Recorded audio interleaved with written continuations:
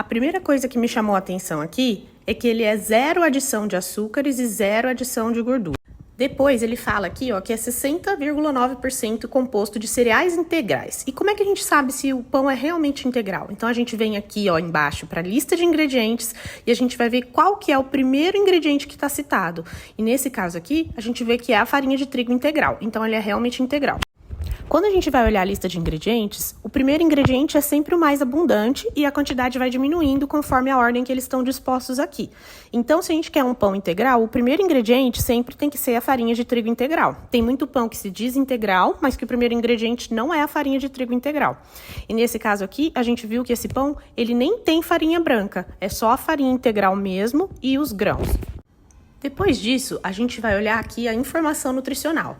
E aí, nesse caso, eu fui olhar a quantidade por porção, que a gente vê aqui que 50 gramas, que é a porção que ele está usando aqui na tabela nutricional, é equivalente a 2 fatias, que em geral é que a maioria das pessoas vai comer.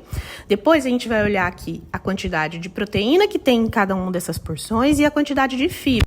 O ideal é que tenha pelo menos 3 gramas de fibra por porção em algum alimento integral.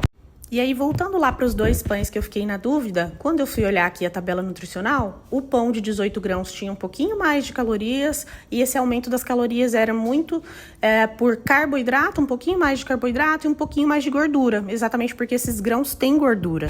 É uma diferença muito, muito pequena, mas eu optei por pegar o pão roxinho, sem ser 18 grãos, porque para mim já estava suficiente isso aqui.